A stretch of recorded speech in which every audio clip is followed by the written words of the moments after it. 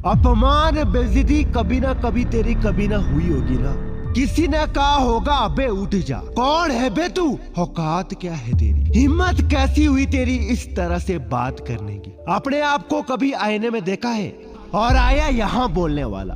अब इस तरह से बेइज्जती होती है ना तो उस समय तेरा रिएक्शन कैसा होता है। जब भी कोई तुझे तेरी औकात याद दिला रहा होता है ना तो उस वक्त तेरे अंदर क्या चल रहा होता है। गुस्सा भी अंदर होगा, रोना भी आता होगा, लेकिन अब जो मैं बताने वाला हूं ना उससे तुमने जिंदगी में उतार लिया तो फिर तो लोग थूक चाटने में मजबूर हो जाएंगे। पहली बात, जिंदगी में मकसद बनाना है, पर्पस ढूंढना है।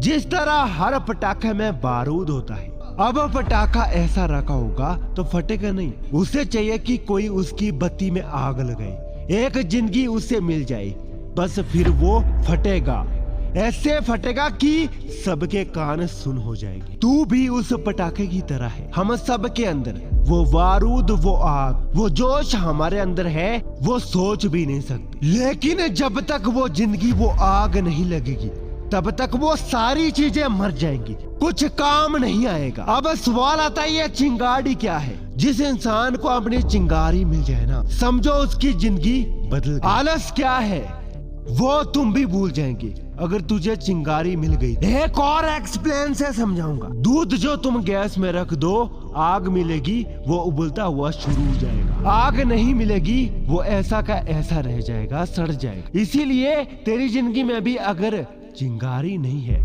वो आग नहीं है, तो तुम भी सड़ जाओगे, फट जाओगे। फिर भी सवाल आता है कि वो आग क्या है, वो चिंगारी क्या है। सबके अंदर से आवाज आ रही है, जल्दी बताओ।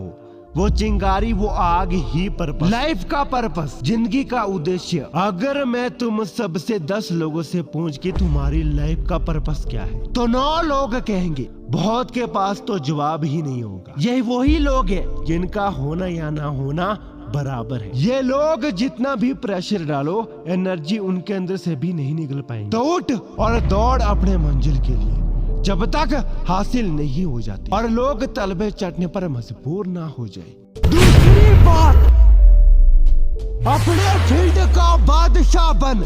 कौन सी फील्ड है तेरी, क्या पैशन है तेरा? Government job, army, YouTuber, ISA, doctor या कोई प्राइवेट जॉब। अपने फील्ड का बाप नहीं बनना है तुझे। बनना है तो पूछेगा नहीं खुद से कि कैसे बने, कैसे तेरे आसपास के सारे कॉम्पिटिटर से आगे निकले। जब सारी दुनिया मोबाइल में और दोस्तों के साथ मस्ती या आशिकी में लड़ाएंगी तब तुम्हें आशिक बनना है।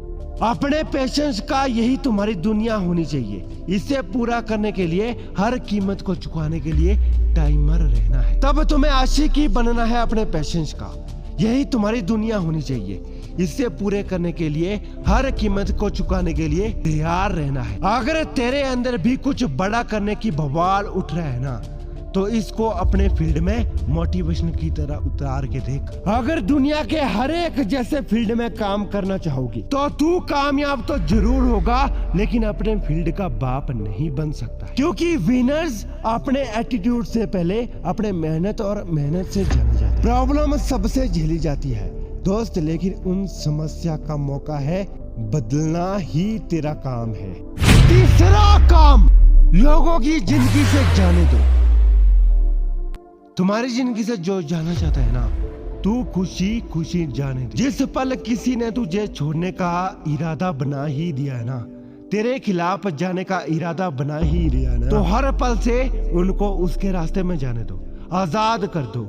भाई तुझे जो करना है कर, तुझे जहां जाना है जा, उसके एहसास दिला, क्योंकि तेरी वैल्यू उसके हाथ में नहीं। भले ही ये तेरी उथल पुथल चल रही होगी, तू अंदर ही अंदर रो रहा होगा, लेकिन उस पल से मैं उस बंदे के सामने, उस मोमेंट से भी जिस पल तुझे लग रहा है कि सामने वाला तेरी कोई इज्जत नहीं कर रहा है, तेरा सही होने के बावजूद भी तुझे इज्जत नहीं दे रहा, तू उसी पल उसके रास्ते से हट जा। वो उसके रास्ते, तू तेरे रास्ते। उन लोगों को जाने दो जहाँ कदर ना हो ना, वहाँ छुप छुपा निकल जाने से फायदा है।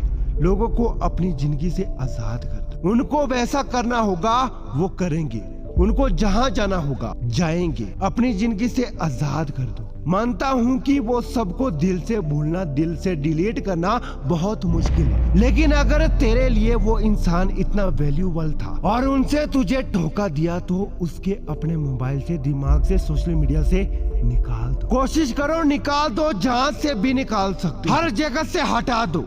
ये सब करने के बाद जो तेरे मन में जो खुशी और शांति होगी ना, ये समय के बाद अलग ही लेवल की होगी। अगर किसी ने तेरी बेइज्जती कर दी, तुझे इतना ज्यादा हर्ट किया, तो उसका सबसे अच्छा तरीका यही है कि जिसने भी तेरे आंसू को खेल समझा है, उसको एक बच्चे की तरह मान के सबको माफ किया जाए, उसकी नासमझी पे दया की जाए, क्योंकि कमी उसकी बुद्धि में है, तेरी में नहीं। मुझे पता है तू बहुत अकेला फील करेगा ऐसा होने के बाद, लेकिन सच तो ये ना कि जब तक अपने आप को अकेला फील नहीं करोगे, लोग तुम्हें सस्ता समझ के इज्जत देंगे। चौथी बात, इंसान के साथ जुड़ो जो तेरे साथ हमेशा खड़ा रहा है, लेकिन इसकी तूने कदर नहीं की। जहाँ इंसान के साथ जुड़े तो तेरे साथ तेरी आखिरी सांस तक खड़ा रहने वाला है, और वो इंसान तेरे अलावा कोई और नहीं हो सकता है।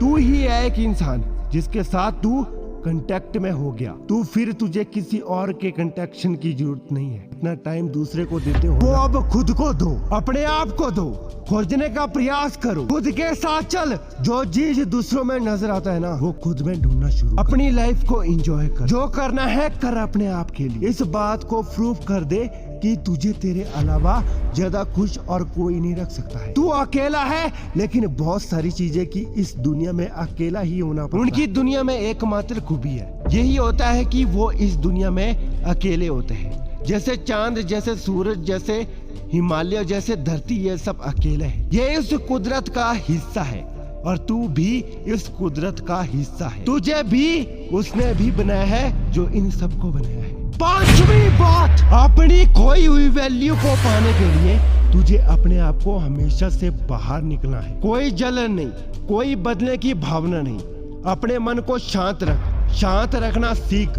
शांत रह के चीजों को बारीक समझना सीख, शांत रहकर लड़ना सीख, और शांत रहकर जीत कर अपनी वैल्यू बढ़ाना सीख। शांत कैसे रहेंगे?